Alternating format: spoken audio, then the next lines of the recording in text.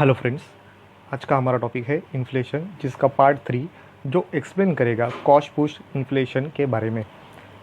इससे पहले वाले वीडियो में हमने पार्ट 1 और पार्ट 2 ये पब्लिश किए हैं। जो पार्ट 1 है वो एक्सप्लेन करता है किस तरह से इन्फ्लेशन एग्जैक्टली है, और टाइप्स ऑफ इन्फ्लेशन के बारे में ये पार्ट 1 ये एक्सप्लेन करता है, जिसके टाइप्स हमने देखे थे। जो टाइप्स ऑफ इन्फ्लेशन है, जिसमें फर्स्ट है inflation on the basis of the speed, second inflation on the basis of the time, third inflation on the basis of government intervention, fourth inflation on the basis of coverage, और fifth inflation on the basis of causes. इन 5 types के साथ साथ हमने part 1 complete किया था। Part 2 ये हमें एक्सप्लेन करता है कि किस तरह से डिमांड पुल इन्फ्लेशन ये एग्जैक्टली किस तरह से यहाँ पे इकोनॉमी के अंदर अपना इम्पैक्ट क्रिएट करता है, जहाँ पे इकोनॉमी के अंदर गुड्स एंड सर्विस के जो एडिशनल डिमांड जो बढ़ती है, इसी को ही डिमांड पुल इन्फ्लेशन कहा जाता है। जिसकी वजह हम मानते हैं कि गुड्स एंड सर्विस के जब डिमांड बढ़ती है बट सप्लाई नहीं बढ़ती, तो डिमांड एंड सप्लाई में जो इम्बैलेंस क्रिएट होगा, इसी इम्बैलेंस की वजह से गुड्स एंड सर्विस के प्राइस बढ़ते हैं। उसी को हम डिमांड पुल इन्फ्लेशन कहते हैं। आज के इस पार्ट 3 में हम देखेंगे कि किस तरह से कॉस्ट पुश इन्फ्लेशन यहाँ पे इकोनॉमी के अंदर क्रिएट होता है। किसी भी कंट्री के अंदर इन्फ्लेशन होने की 2 ही वजह मानी जाती है। एक होता है डिमांड पुल इन्फ्लेशन और सेकेंड कॉस्ट पुश इन्फ्लेशन। तो इसके साथ साथ हम देखें जो इन्फ्लेशन की वजह या हम कहें उसकी डेफिनेशन किस तरह से हो, इसके बारे में कई इकोनॉमिक्स अपनी अपनी आइडियोलॉजी यहाँ पे क्रिएट करती है। कई इकोनॉमिक्स मानते हैं कि डिमांड पुल इन्फ्लेशन की वजह से ही गुड्स एंड सर्विस के प्राइस, तो अदर इकोनॉमिक्स मानते हैं कि कॉस्ट पुश इन्फ्लेशन की वजह से ही गुड्स एंड सर्विस के प्राइस बढ़ते हैं। तो यहाँ पे 2 मेथड यहाँ पे एक्सप्लेन करता है कि जब फर्स्टली जो एक्सप्लेन करता है डिमांड पुल इन्फ्लेशन, ये कहता है कि गुड्स एंड सर्विस के जब डिमांड बढ़ती है, एडिशनल डिमांड बढ़ने की वजह से ही इन्फ्लेशन होता है और गुड्स एंड सर्विस के प्राइस बढ़ते हैं। और सेकेंड जो मेथड यहाँ पे एक्सप्लेन होता है, जो गुड्स एंड सर्विस के प्रोडक्शन कॉस्ट बढ़ने की वजह से यहाँ पे जब गुड्स एंड सर्विस के प्राइस बढ़ते हैं तभी इन्फ्लेशन बढ़ता है। ऐसी 2 आइडियोलॉजी यहाँ पे कई इकोनॉमिक्स अपने अपने थॉट्स के साथ, अपने अपने डेफिनेशन के साथ यहाँ पे इन्फ्लेशन की डेफिनेशन देते हैं। 1950 से पहले इन्फ्लेशन की एनालाइज करते हुए कई इकोनॉमिक्स मानते थे कि इन्फ्लेशन बढ़ने की वजह यहाँ पे डिमांड पुल इन्फ्लेशन ही है, जहाँ पे डिमांड एडिशनल बढ़ रही है बट मार्केट के अंदर सप्लाई उस तेज़ी से नहीं हो रहा है, या हम कहें रिसोर्सेज पे डिपेंड होती है उसकी सप्लाई।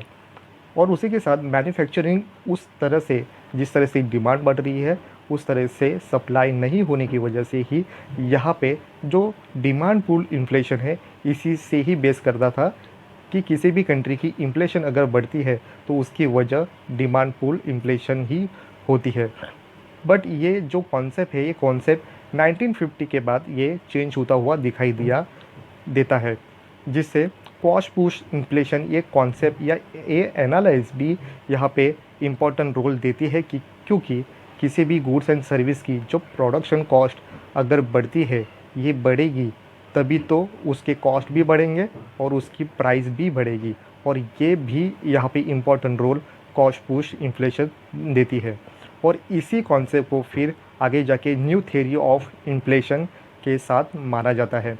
और ये new theory of inflation explain करती है कि प्रोडक्शन कॉस्ट अगर बढ़ेगा तब ये प्राइस बढ़ती है, क्योंकि उसके अंदर वेज रेट और प्रॉफिट रेट ये बढ़ते हैं, तभी तो प्रोडक्शन कॉस्ट बढ़ने की वजह बनती है और उसके वजह से ही गुड्स एंड सर्विस के प्राइस बढ़ते हैं।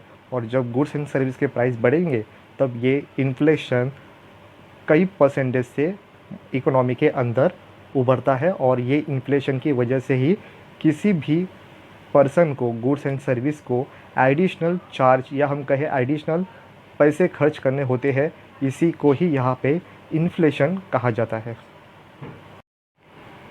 हमारा नेक्स्ट पॉइंट बनता है causes of cost pushed inflation. तो इसके रीज़न क्या है जो कॉस्ट पुश्ड इन्फ्लेशन बढ़ने की वजह। हमने मेन तो देखे कि रॉ मटेरियल के या हम कहें कि गुड्स एंड सर्विस के प्राइस बढ़ने की वजह क्या क्या है, उसमें फर्स्ट देखा हमने कि लेबर की वेजेस बढ़े और प्रॉफिट, जो एंटरप्रेन्योर है उनके प्रॉफिट बढ़ने की वजह, ये दो मेनली रीज़न यहाँ पे दिखाई देते हैं। बट यहाँ पे हम देखें जो डीपली अगर हम इस पे स्टडी करें तो हमें पता चलता है कि कॉस्ट पुश इन्फ्लेशन होने की वजह और भी है, जहाँ पे हमने डीपली इस पॉइंट के साथ यहाँ पे एक्सप्लेन किया है। जिसमें फर्स्ट है increase in the cost of raw material. जब रॉ मटेरियल के प्राइस बढ़ेंगे तब यहाँ पे जो मैन्युफैक्चरिंग के लिए लगने वाली जो प्रोडक्शन है, जो प्रोडक्शन लिए जाएंगे उसके भी प्राइस बढ़ेंगे। तो ये एडिशनल जो कॉस्ट यहाँ पे प्रोडक्शन के लिए आता है, ये रॉ मटेरियल के प्राइस बढ़ने की वजह से ही यहाँ पे कॉस्ट पुश इन्फ्लेशन क्रिएट होता है। क्योंकि रॉ मटेरियल अगर हमें हाई प्राइस पे मिलेंगे तो वो ये जो प्रोडक्शन होगा, ये प्रोडक्शन के प्राइस भी आगे जाके बढ़ेंगे, तो इससे गुड्स एंड सर्विस के प्राइस बढ़ते हैं। सेकेंड पॉइंट हमें एक्सप्लेन करता है increase in the cost of labour.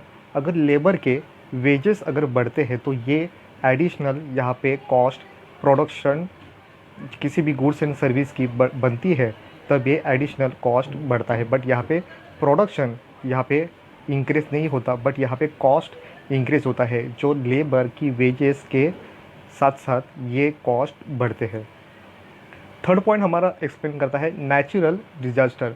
अगर मान लेते हैं कि रॉ मटेरियल क्रिएट करने के लिए अगर नेचुरल डिज़ास्टर ये रीज़न बनता है तो किस तरह से इसका इम्पैक्ट होता है। तो अगर हम कहें कि अगर एग्रीकल्चर सेक्टर में अगर बारिश ज़्यादा हो या कम हो या नहीं हो तो इसका इम्पैक्ट एग्रीकल्चर सेक्टर पे होता है। तो इससे जो हमारा प्रोडक्शन है, ये प्रोडक्शन अगर कम निकलेगा तो आगे जाके जो ये प्रोडक्शन और भी बनेंगे तो उसके लिए जो एग्रीकल्चर सेक्टर से मिलने वाला रॉ मटेरियल है, ये उसकी प्राइस हाई होगी। क्योंकि बारिश की वजह से हमारा प्रोडक्शन एग्रीकल्चर सेक्टर में कम हुआ है। एग्रीकल्चर सेक्टर में अगर ये प्रोडक्शन कम होता है तो सेकेंड जो सेक्टर है यहाँ पे वही एग्रीकल्चर सेक्टर का जो गुड्स है ये रॉ मटेरियल के साथ साथ सेकेंड सेक्टर में यूज़ होता है। तो एग्रीकल्चर सेक्टर में अगर शॉर्टेज अगर हो तो सेकेंड सेक्टर में भी यहाँ पे उसकी प्राइस गुड्स की बढ़ती है। तो ये नेचुरल डिजास्टर की वजह से ही यहाँ पे जो कॉस्ट पुश इन्फ्लेशन है ये क्रिएट होता है। हमारा नेक्स्ट पॉइंट बनता है मैनमेड डिजास्टर। मैनमेड डिजास्टर हमें ये एक्सप्लेन करता है कि किसी भी कंट्री के अंदर अगर इमरजेंसी लगती है या हम कहें कि वॉर कंडीशन क्रिएट होती है तो इसके वजह से गुड्स एंड सर्विस के जो प्रोडक्शन है इस पे लिमिटेशन आ जाती है। तो इसकी वजह क्या होती है, उसके प्रोडक्शन रेगुलरी कंडीशन में नहीं होते हैं, तो इसके प्रोडक्शन लिमिटेड होने की वजह से ही कंट्रोल गवर्नमेंट के पास आ जाता है और यही एक प्रॉब्लम क्रिएट होती है। और ये वॉर कंडीशन में रेगुलर कंडीशन नहीं होने की वजह से गुड्स एंड सर्विस के प्राइस बढ़ते हैं। तो ये कॉस्ट पुश इन्फ्लेशन ये इम्पॉर्टेंट रोल यहाँ पे मैनमेड डिजास्टर में भी दिखाई देता है। नेक्स्ट पॉइंट हमारा बनता है valuation of home currency. Home currency ये एक्सप्लेन करती है कि अगर जब दोनों कंट्री में इंटरनेशनल ट्रेड जब होता है तो एक ऐसे पर्टिकुलर एक्सचेंज रेट पे ये ट्रेड पॉसिबल होता है। बट अगर हम मान लेते हैं कि फॉरेन कंट्री की वैल्यू अगर मनी की वैल्यू अगर स्ट्रॉन्ग होती है तो और उसके बतौर हमारी कंट्री की जो होम कंट्री है उसकी वैल्यू मनी की अगर कम होती है तो इसमें डिवैल्यूएशन अगर होती है तो ये होम करेंसी की वैल्यू गिरने की वजह से ही हमारी इन्फ्लेशन और भी ज़्यादा होती है। तो ये फॉरेन कंट्री के लिए हमारे गुड्स एंड सर्विस तो इजीली या हम कहें कि सस्ते रेट में मिलते हैं, बट हमें उनकी बतौर उनके गुड्स एंड सर्विस हमें महंगे मिलते हैं। तो हमारी करेंसी इसकी वैल्यू अगर कम होती है और फॉरेन एक्सचेंज इसकी वैल्यू बढ़ती है तो ये डिवैल्यूएशन ऑफ होम करेंसी ये इम्पॉर्टेंट रोल यहाँ पे कॉस्ट पुश इन्फ्लेशन को देती है। इसकी वजह ये बनती है कि ऑलरेडी पहले प्रोडक्शन लेने में जितना कॉस्ट आता था ये कॉस्ट अभी और भी बढ़ने वाला है किसी भी प्रोडक्शन लेने के लिए। तो ये जो वैल्यूएशन है करेंसी की ये कम होने की वजह से कॉस्ट और भी बढ़ते हैं। हमारा नेक्स्ट पॉइंट बनता है चेंजेस इन गवर्नमेंट पॉलिसी। अगर गवर्नमेंट की पॉलिसी, अगर जो उनकी फिजिकल पॉलिसी में या उनकी रूल्स एंड रेगुलेशन में अगर कोई भी पॉलिसी में रूल्स अगर चेंज होते हैं तो उसका इम्पैक्ट कॉस्ट पुश इन्फ्लेशन पे ही होता है, ये हमें दिखाई देता है, जो एक मेनली रीज़न माना जाता है। नेक्स्ट पॉइंट हमारा बनता है इंस्टेबिलिटी इन सेंट्रल गवर्नमेंट। किसी भी कंट्री की अगर सेंट्रल गवर्नमेंट ये अनस्टेबल होती है तो इसका इम्पैक्ट उस कंट्री की इन्फ्लेशन हाई होने में और भी हेल्पफुल होती है, और जो किसी भी इकोनॉमी डेंजर जोन में जा सकती है। तो ये अनस्टेबल जो सेंट्रल गवर्नमेंट होती है किसी भी कंट्री की, ये उस कंट्री के गुड्स एंड सर्विस के कॉस्ट, जो प्रोडक्शन के लिए आने वाले जो कॉस्ट होते हैं, ये बढ़ने में हेल्प होती है, और इससे इन्फ्लेशन कई गुना, कई मल्टीफोल्ड यहाँ पे बढ़ने की वजह बन जाती है। हमारा नेक्स्ट पॉइंट बनता है इंक्रीज इन वैट।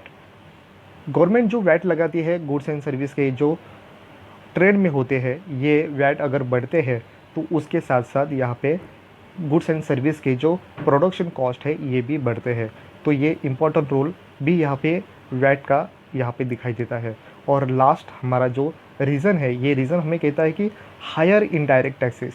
अगर गवर्नमेंट अपनी पॉलिसी में हायर इनडायरेक्ट टैक्सेस अगर बढ़ाती है तो इसके साथ साथ अगर ये जो प्रोडक्शन लेने वाले जो प्रोड्यूसर होते हैं, ये भी अपने प्रोडक्शन के कॉस्ट बढ़ाते हैं। तो प्रोडक्शन के कॉस्ट अगर बढ़ते हैं तो उसका इम्पैक्ट उस गुड्स एंड सर्विस के प्राइस भी बढ़ते हैं, और ये यहाँ पे उस कंट्री की जो इन्फ्लेशन है, ये इन्फ्लेशन और भी बढ़ती हुई दिखाई देती है। तो जिस तरह से हमने मेनली जो 2 पॉइंट देखे थे यहाँ पे कि लेबर के वेजेस बढ़ेंगे और प्रोड्यूसर के प्रॉफिट बढ़ेंगे, इसके अलावा भी ये रीज़न होते हैं कि जो कॉस्ट पुश्ड इन्फ्लेशन को, ये उसकी प्राइस बढ़ाने में, या हम कहें कि उस कंट्री की मनी की वैल्यू कम करने में या महंगाई और भी बढ़ने में ये रीज़न इम्पोर्टेंट अपना रोल निभाते हैं। कॉस्ट पुश इन्फ्लेशन किस तरह से वर्क करता है और ये किस तरह से उसकी कॉस्ट बढ़ती है, और ये कॉस्ट बढ़ने की वजह हमने ये रीज़न तो देखे, बट ये इस डायग्राम के साथ हम एग्जैक्टली और भी समझने में हमें हेल्प होगा कि किस तरह से किसी भी गुड्स एंड सर्विस के जो प्रोडक्शन कॉस्ट बढ़ते हैं तो किस तरह से प्राइस बढ़ती है, बट हमारा जो सप्लाई है ये नहीं बढ़ता। बट हमारे जो चेंजेस होते हैं इकोनॉमी के अंदर, ये इसकी जो रीज़न होते हैं, ये रीज़न के साथ साथ किस तरह से कॉस्ट पुश्ड इन्फ्लेशन होता है, इस डायग्राम के साथ हमें और भी बेहतर इस कॉन्सेप्ट को समझने में हेल्प होगा। यहाँ पे इस डायग्राम में एक्स एक्सेस पे आउटपुट, वाई एक्सेस पे प्राइस लेवल दिखाई देता है। तो यहाँ पे D1 ये डिमांड कर्व एक्सप्लेन करता है। तो स्टार्टिंग में जो S1 जो है, ये हमें सप्लाई कर्व यहाँ पे एक्सप्लेन करता है।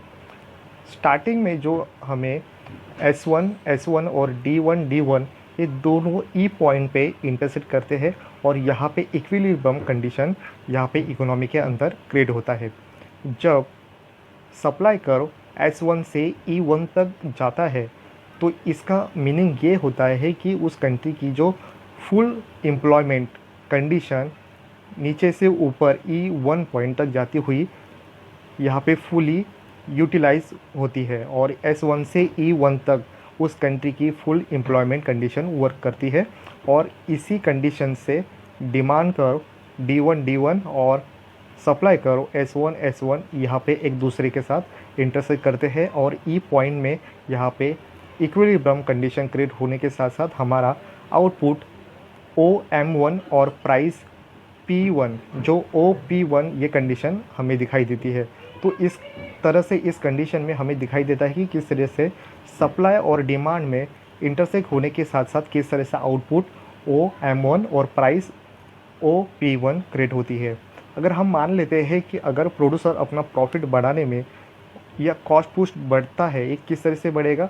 अगर हम मान लेते हैं कि लेबर अपने वेजेस बढ़ाने में डिमांड करते हैं और ये प्रोड्यूसर को उनकी वेजेस बढ़ाने में उनको करना ही पड़ता है, तो इसकी वजह क्या होगी, क्योंकि प्रोडक्शन हमें एक मान लेना है कि यहाँ पे प्रोडक्शन हमें यहाँ पे मान लेना है यहाँ पे प्रोडक्शन नहीं बढ़ रहा है, सिर्फ यहाँ पे लेबर के वेजेस बढ़ रहे हैं। तो ये वेजेस किस तरह से बढ़ेंगे, हमारा इक्विलिब्रियम E1 तक है। यहाँ पे जब यहाँ पे कॉस्ट बढ़ता है, अभी हमारे पास लेबर के कॉस्ट बढ़े हैं, तो यह हमारा जो लेबर के कॉस्ट बढ़े हैं, तो इसका मीनिंग ये होता है कि अब हमारा सप्लाई करो S2 S1 इस तरह से होगा, और हमारा डिमांड करो D1 D1 जो एक दूसरे के साथ E2 इस पॉइंट पे इंटरसेक्ट करते हैं, और यहाँ पे हमारा नया इक्विलिब्रियम कंडीशन क्रिएट होता है। तो इससे होगा क्या, हमारा प्रोडक्शन तो नहीं बढ़ा, यहाँ पे वेजेस लेबर के बढ़ने की वजह से हमारा प्रोडक्शन कम हुआ है। तो यहाँ पे हमारा प्रोडक्शन OM2 हुआ, और हमारी जो गुड्स एंड सर्विस के प्राइस OP2 हुआ। तो यहाँ पे P1 P2 यहाँ से इस तरह से प्राइस लेवल इंक्रीज़ हुए, और M1 M2 इस तरह से हमारा प्रोडक्शन कम हुआ।